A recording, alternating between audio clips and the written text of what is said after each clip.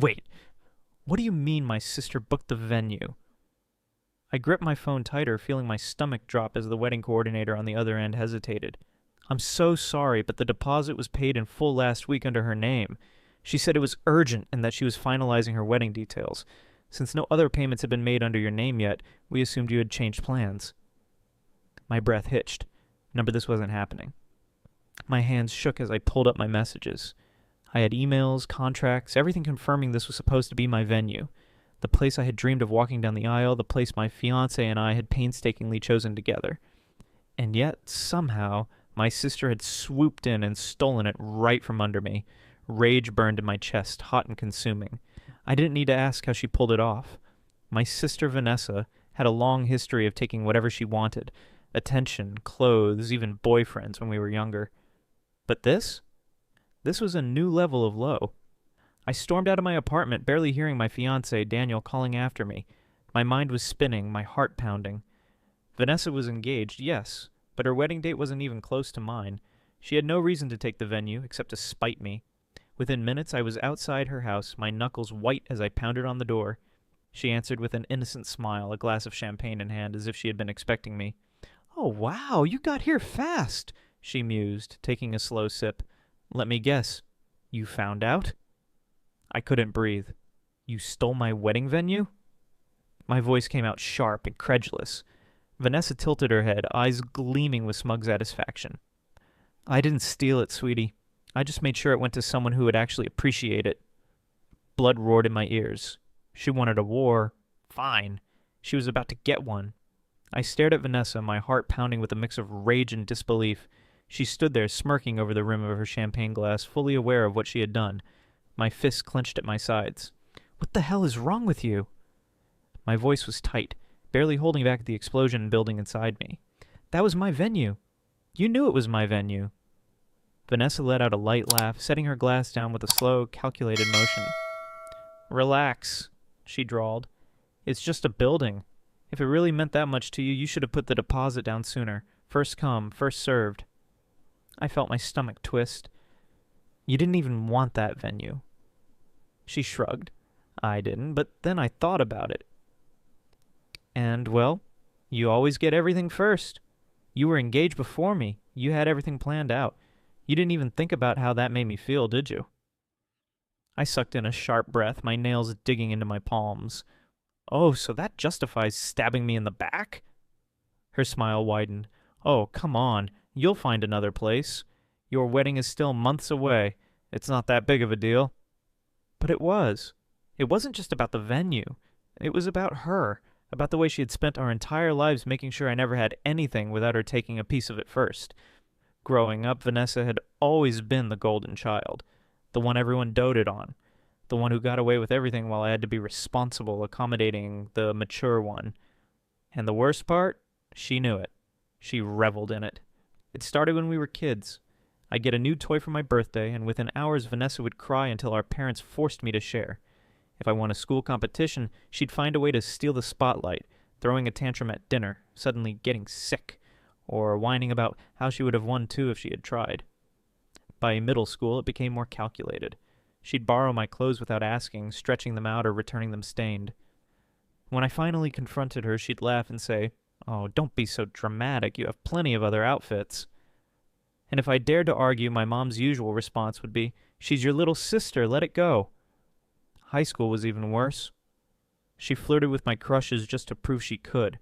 At first I thought I was imagining things, but after the third time a guy lost interest in me and mysteriously ended up at her side, I knew it wasn't a coincidence. She never even liked those guys. She just liked knowing she could take them. College wasn't much different. The summer before my freshman year, I landed an internship I had worked hard for, only to come home one day and hear Vanessa bragging about how she had gotten one too, at the same company, through a family friend. "Isn't it cool?" she had said, grinning. "Now we can work together." She made it sound innocent, but I knew the truth. She wanted to overshadow me, again. Now, standing in front of her, watching her sip champagne like this was just another game to her, I realized something. Vanessa didn't just take things because she wanted them. She took them because they were mine. I took a deep breath, forcing my voice to stay steady. "Does your fiancé even know what kind of person he's marrying?" Vanessa's eyes flickered just slightly, and for the first time I saw a crack in her confidence. That's none of your business. I stepped closer, lowering my voice. You sure about that? Because if he knew half of what you've done over the years, I doubt he'd be standing next to you at the altar. Her jaw tensed, but she quickly recovered, rolling her eyes. Please, Jason loves me. Unlike you, I actually know how to keep a man. That was the moment something clicked in my head. Jason, her fiancé. A man I had barely interacted with, a man who always seemed a little too distant, a little too quiet whenever Vanessa spoke. I had spent my whole life letting Vanessa take whatever she wanted from me. My patience, my belongings, my happiness. But if she thought she could take from me without consequences forever, she was about to learn how wrong she was. I wasn't just going to find a new wedding venue. I was going to make sure she lost more than just a building. I left Vanessa's house that night knowing one thing for certain. She had no idea what she had just started. She thought she had won, like always. She thought I would cry, scream, maybe throw a tantrum about how unfair she was. She was waiting for me to back down, to find another venue, to once again let her get away with it. But this time, Vanessa had underestimated me. I wasn't going to steal her fiancé. That wasn't who I was. And frankly, Jason deserved better than to be used as a pawn in her twisted little game. But if Vanessa thought she could take things from me without consequence, she was about to learn a lesson she'd never forget. Step 1. I started digging. I had always known Vanessa wasn't exactly a saint when it came to relationships, but it wasn't until I started really looking that I realized just how deep her deception ran. It started with an innocent conversation with our cousin Lauren. So I heard about the wedding drama, Lauren said casually over coffee. Vanessa taking your venue was a low blow, even for her. I rolled my eyes. Tell me about it. Lauren stirred her drink thoughtfully. You know, I always wondered how she and Jason got together. He seemed so serious about his ex... What was her name? Rachel? I froze. Wait, Jason was with someone before Vanessa? Lauren snorted. Yeah. They were practically engaged. Then out of nowhere, he broke things off, and a month later, he and Vanessa were official. She tapped her spoon against the rim of her cup. It was weird, honestly. Rumors were flying that Vanessa had something to do with it. My mind started racing. Vanessa stealing my venue was typical Vanessa behavior, but this? This was next level. If she had actually broken up a serious relationship to get Jason, there was no way he knew the full story. And that was the key. Step 2. I found Rachel. It wasn't hard. A little social media stalking and a few well-placed messages later, I was sitting across from her at a quiet cafe, watching as she absently traced patterns on the rim of her coffee cup. She cheated, Rachel finally said. I leaned in. Cheated? On Jason? Rachel let out a bitter laugh. Number with Jason, while she was still with her ex. She was dating some guy, Kyle, I think, but then suddenly Jason started pulling away from me. At first I thought I was being paranoid, but then I found texts on his phone from her. Flirty, intimate, things that no friend should be saying. When I confronted him, he swore nothing happened, but he changed after that. A month later, he dumped me. And then, poof. Vanessa was his new girlfriend. I sat back, my mind reeling. Vanessa had stolen Jason, the same way she had stolen everything else in her life. She hadn't won him over fair and square. She had manipulated the situation, planted doubts in Jason's mind, pushed him away from Rachel until he thought it was his own idea. And now, she was planning to marry him. Step 3. I let the truth do the damage for me. I didn't need to lie.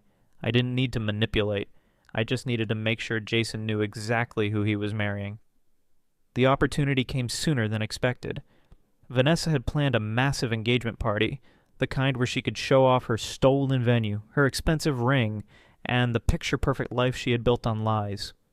I made sure to arrive early. Jason was standing near the bar, greeting guests as they arrived, a polite but tired expression on his face. Perfect. I approached casually, nursing a drink, and smiled. So, Jason, ever wonder how Vanessa and you really got together? He blinked, caught off guard. What? I tilted my head. I mean, you do know she was still with Kyle when she started flirting with you, right? Jason's face darkened. What are you talking about?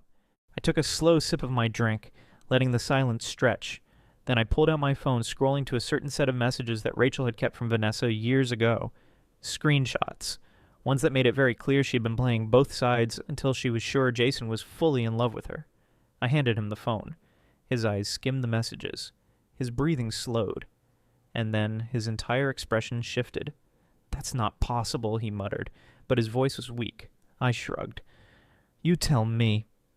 His hands tightened around the phone, his knuckles white. Then, without another word, he turned on his heel and walked straight toward Vanessa, who was standing in the center of the room, laughing with her guests. I followed, watching as he tapped her on the shoulder. She turned all smiles until she saw his face. "What's wrong?" she asked, frowning. Jason held up my phone. "Explain this." I saw the exact moment Vanessa realized she had lost. Her face paled, her mouth opened, then closed.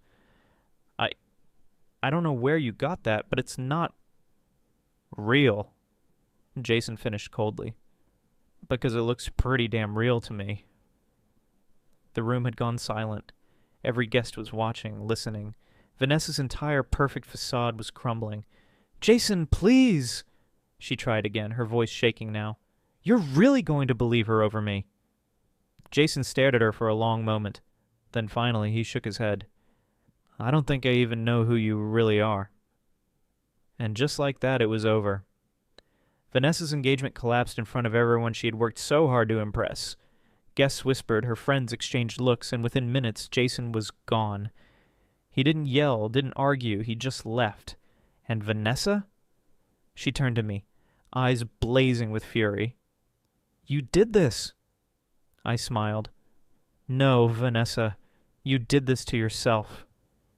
For the first time in my life, Vanessa had nothing to take from me, and I had never felt more satisfied. Jason didn't just leave Vanessa that night. He disappeared. He didn't call. He didn't text. He just vanished from her life as quickly as she had forced her way into his. For days, Vanessa spiraled. The woman who had always been in control of every situation, every person, was suddenly powerless. She called him dozens of times. No answer. She showed up at his place. He wouldn't let her in. The wedding plans unraveled overnight, and for the first time in her life, Vanessa couldn't talk her way out of it. But I wasn't done watching her lose everything. Not yet.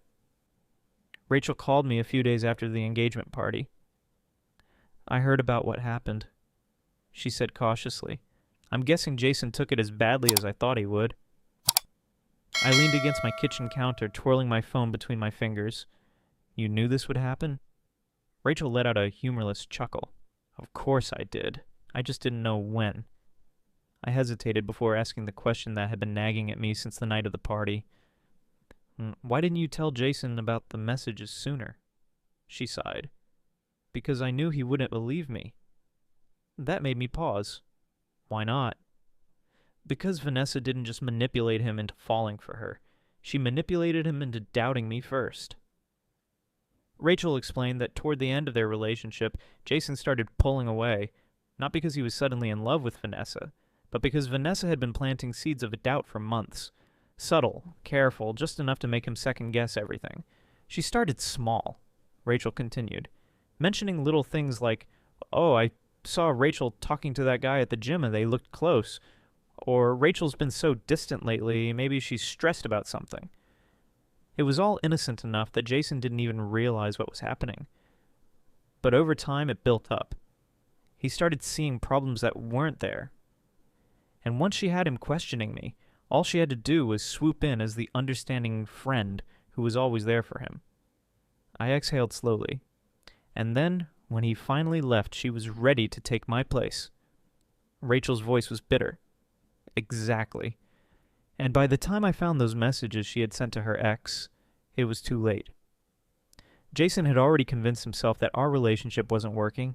If I had shown him proof back then, he would have thought I was just being petty. That's how manipulation works. It doesn't just change how you see a person, it changes how you trust them. It all made sense now. Jason didn't leave Rachel because he suddenly fell for Vanessa. He left because Vanessa made sure he didn't trust Rachel anymore. But now, Rachel added, he's finally seeing her for who she really is. That's enough for me. For her, maybe. But for me, it wasn't. Vanessa was unraveling, and I had one last card to play. I waited until I knew she'd be at our parents' house, licking her wounds, drowning in self-pity. I walked in like I was just stopping by for a friendly visit, but the second she saw me, she stiffened. "You!" she hissed, her voice dripping with venom. I smirked. "Me." Our mother sighed from the kitchen, already tired of the tension. "Please, no fighting today." I held up my hands in mock innocence. "No fighting, I promise. I just wanted to check in on Vanessa. She's had such a rough week." Vanessa's glare could have burned through steel. "What do you want?" I took my time settling into a chair across from her. "Oh, nothing. Just curious. How does it feel knowing the only reason Jason ever left Rachel was because you made him doubt her? And now that he finally doubts you, there's no one left to run to?" Her face paled, but she quickly masked it with anger. "You think you're so clever, don't you?" I leaned in, lowering my voice just enough for only her to hear. "No, Vanessa. I just think you're finally out of moves." She clenched her fists, but there was nothing left for her to say. No one left to manipulate. No backup plan waiting in the wings. For the first time in her life, Vanessa was exactly where she had put everyone else. Alone. I stood smoothing out my jacket. "Anyway, I have a wedding to finish planning. My wedding," I flashed her one last smile. "I'd invite you, but, well, you might try to steal something else." I walked out of that house victorious. Vanessa had spent her whole life taking from me, but in the end she lost the only thing she couldn't manipulate her way into: respect. And I had never felt stronger. People say family's everything, that no matter what, you should always forgive, always put blood before anything else. But what happens when family is the very thing that betrays you? What happens when the people who are supposed to protect you are the ones who take from you the most? For years, I let Vanessa take from me my clothes, my friendships, my moments. She always managed to twist things in her favor, and I convinced myself it wasn't worth the fight. That if I just let her have her way, she'd eventually stop. But people like Vanessa don't stop. They don't wake up one day and decide to be better. They don't suddenly feel remorse for the damage they cause. They only stop when they have no choice. And that's the lesson I learned the hard way. Setting boundaries with people who are used to walking all over you isn't easy. It comes with guilt, with second-guessing, with wondering if you're overreacting. But the truth is, standing up for yourself doesn't make you cruel. It makes you strong. It forces people to see that you are no longer willing to be their stepping stone. Vanessa lost Jason, not because I took him, but because she was never meant to have him in the first place. She built their relationship on deception, and deception always crumbles under the weight of truth. She didn't just lose her fiancé, she lost the ability to control how others saw her. She lost the illusion she'd spent years carefully crafting. And me? I walked away knowing that for the first time she had nothing left to take. I didn't have to fight for her approval. I didn't have to compete for space in my own life. I finally understood that sometimes the best revenge isn't about getting even. It's about getting free. People like Vanessa will always exist. They will always try to manipulate, to steal, to make you feel small so they can feel big. But at the end of the day, their power only exists if you let them have it. And the moment you decide you won't, that's the moment you win.